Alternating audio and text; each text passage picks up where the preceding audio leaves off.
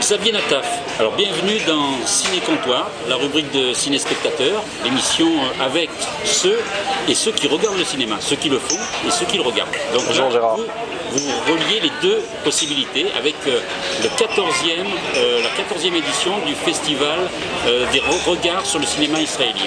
Ouais, c'est la 14e édition de ce festival qui a commencé en fait, j'allais dire presque avant tout le monde, puisque on est le plus vieux festival de cinéma israélien en Europe. On a commencé il y a 14 ans, avant que la nouvelle vague du cinéma israélien ne démarre. On a certainement eu de la chance ou du flair. En tout cas, on a bien été aidé par les réalisateurs israéliens qui, au fur et à mesure des années, ont développé des compétences, un cinéma absolument incroyable, qu'on a vu d'abord se développer en France, dans tous les pays du monde et surtout récompensé un petit peu partout. Donc il y a 14 ans, autour d'un café, presque comme aujourd'hui, enfin 15 ans puisqu'il a fallu un an pour le faire, on s'est dit mais est-ce que ça serait pas bien de découvrir ce pays à travers ses artistes et notamment à travers ses cinéastes. D'Israël, finalement, les gens connaissent assez peu, on a chacun des images d'Épinal, entre le pays de la terre promise et le pays colonisateur qu'on entend tous les jours à la télévision. Donc l'idée était de dire ok, peut-être, ça aussi ça fait partie des images qui existent, mais il y en a certainement d'autres. Qu'est-ce que nous disent les artistes israéliens eux-mêmes à travers leur cinéma ?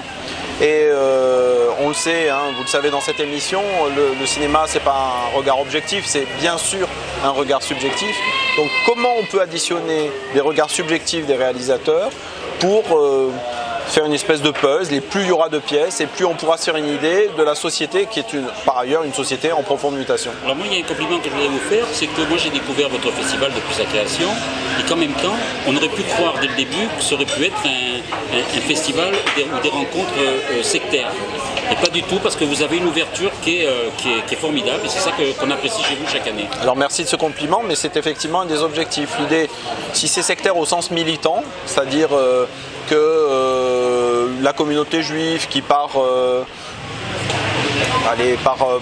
cousinage a une tendance à soutenir Israël dans sa grande majorité, ce qui n'est pas d'ailleurs toujours le cas, mais en tout cas pour la plupart. Non, l'idée était vraiment au contraire de faire un cinéma qui ne soit pas militant, de faire un festival qui ne soit pas militant en tout cas au sens de défendre des thèses défendues par le gouvernement.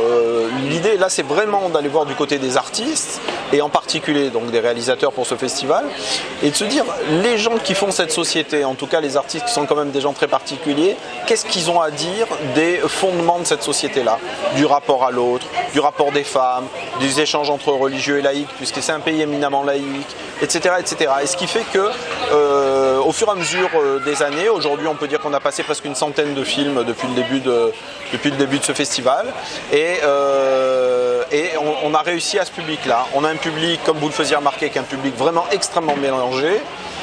Hommes, femmes, vieux, jeunes, juifs et non-juifs, on peut le dire comme ça. Et tout est dans le titre. Le festival s'appelle Regard sur le cinéma israélien. C'est la diversité, on peut dire. Et Regard, c'est avec un S. On a toujours beaucoup insisté sur ce S, parce que, évidemment, le regard sur ce pays n'est pas un regard monolithique, mais un regard au pluriel. Oui, alors quel genre de film on peut venir voir? C'est genre engagé, vous avez aussi des comédies, c'est assez... Alors, depuis le début, on a vraiment essayé d'aborder tous les thèmes. En fait, en réalité, le seul vrai critère, il y a deux critères. Le premier critère, c'est la nationalité du film. Donc ce sont des films israéliens, c'est-à-dire faits en Israël, par d'ailleurs des réalisateurs qui soient juifs ou arabes, puisque vous savez qu'un tiers de la population est pas juif mais arabe. Donc on passe des films de nationalité israélienne comme on ferait un cinéma japonais ou un cinéma italien. Le deuxième critère, c'est la qualité et le fait que les films soient récents. C'est-à-dire que les films sont des films de cette année ou de l'année d'avant en termes de production. Ce qui fait que vraiment c'est ça, on ne s'est jamais dit on va passer que des comédies ou que des films de femmes ou que des films sur le rapport israélo-palestinien, etc. Parce qu'on n'est pas dans ça. Donc on a une exigence de qualité, on a une exigence de pertinence sur ce que ça peut raconter. Et là-dedans, on choisit les 7, 8, 10 meilleurs selon les années. Donc cette année, pour cette 14e édition, c'est comme ça compte, 14, ça commence à exister, eh bien on a des films assez légers, plutôt familiaux, je pense notamment à un film qui s'appelle en français Demi-mensonge, comme ça, et qui raconte l'histoire d'un père qui veut récupérer sa fille. Alors il ment à moitié à sa femme dont il est divorcé, et il veut, voilà, il n'a pas vraiment de lieu où l'accueillir, mais c'est pas grave, il se débrouille. C'est très très sympa, c'est une comédie gentille, toujours sur fond de société israélienne bien sûr, puisqu'il y a des scuds sur le nord d'Israël, donc il va vivre, bon, voilà, etc., etc. Mais on peut avoir des films plus politiques, mais ce que je dirais au sens politique, au sens le plus noble du terme, c'est-à-dire au sens quand ça fait réfléchir sur la société israélienne et notamment sa politique. Et là, je pense notamment à un film qui s'appelle Israël confidentiel et qui est un documentaire, ce qui est assez rare en fait. On passe beaucoup de longs métrages de fiction, mais là, en l'occurrence, il s'agit d'un film absolument étonnant qui consiste à interviewer, enfin le réalisateur a interviewé 6 chefs du Mossad, d'accord, qui ne sont plus en fonction bien entendu, mais ceux qui ont fait l'histoire secrète d'Israël de ces 30-40 dernières années. Donc c'est des vieux messieurs, ils ont été au combat, ils ont vraiment mis les doigts dans le cambouis comme... Ils expliquent par le menu dans cette heure et demie incroyable ce qu'ils ont été amenés à faire et à prendre comme décision. Mais ils disent on peut gagner toutes les guerres possibles, on est équipé pour descendre tous les terroristes, tous les chefs d'eux, etc., etc. Mais en fait, on se trompe de chemin. C'est pas ça qu'on doit faire. Les politiques doivent avoir une autre décision politique. Et c'est un film extrêmement étonnant et déstabilisant parce que des gens qui ont été des militaires de combat, enfin vraiment des gens extrêmement aguerris à la destruction des autres, enfin on va le dire comme ça, ou en tout cas à la protection du pays, viennent dire ça on sait faire, mais c'est pas ça la bonne voie. Donc j'espère que le débat dans la salle sera fort. Alors Xavier, vous venez de nous dévoiler 2 films de la programmation qui contient une dizaine de films en 7 jours. Et est-ce qu'on peut voir cette programmation complète sur un site internet? Profitez pour donner votre site. Bien sûr, alors le site qui s'occupe... Vous nous avez donné envie d'aller voir déjà ces 2 films. J'espère, ça se passe au cinéma Les Variétés et au cinéma César de Marseille, puisque ce sont nos 2 partenaires historiques depuis la création du festival, et ce sont 2 festivals de cinéma qui font un vrai travail d'édition et de cinéma d'art et d'essai. Toute la programmation, on le trouve sur le site de notre institution, parce qu'en réalité, Judaïciné, qui est le site internet qui ne s'occupe que de cinéma juif et israélien, publie tout au long des jours donc l'analyse des films et toutes sortes d'événements autour de ça. Et donc il suffit d'aller sur ce site-là, judaïciné.fr, et là vous vous laissez guider sur Regard sur le cinéma israélien et vous trouverez la programmation, les renseignements pratiques, les invités. Nous recevons 4 invités cette année.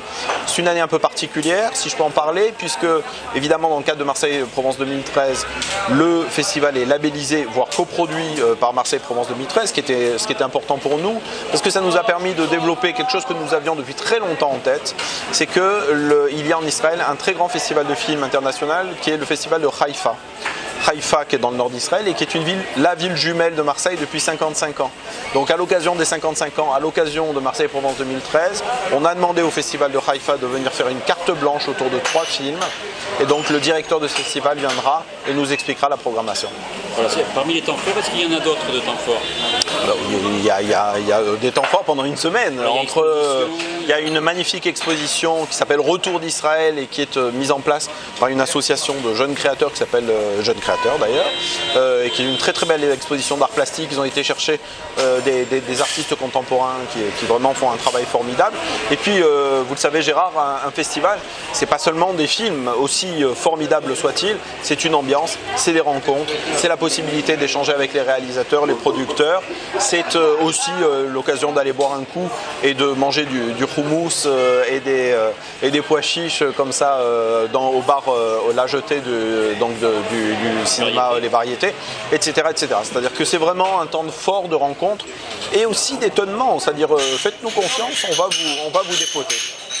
En tout cas, nous, ce qu'on souhaite, c'est que le festival voit aussi sa 15e année en attendant, mais c'est vrai que déjà cette 14e édition, elle est alléchante comme chaque année. Alors moi, ce que j'aimerais souligner, c'est que notre émission s'appelle Ciné Comptoir avec un S, donc c'est la rubrique consacrée au festival, aux spectateurs, qui est inclus dans notre émission Ciné Spectateur.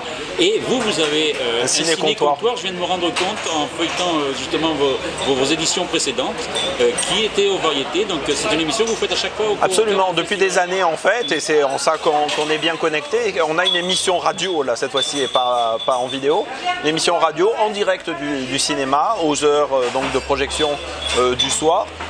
Pour échanger avec les réalisateurs, les spectateurs, ceux qui font le cinéma et qui nous intéressent. Comme quoi les passionnés et les gens qui aiment le cinéma ont des idées communes parfois. Ça fait longtemps que j'en suis persuadé et avec vous Gérard et avec le travail que vous faites sur la toile, c'est évident. En tout cas nous on souhaite longue vie à ce festival, donc c'est ce qu'on, et puis cette édition qu'elle soit encore aussi belle que au moins mieux, aussi belle que les précédentes. Merci à vous deux. Merci. Merci.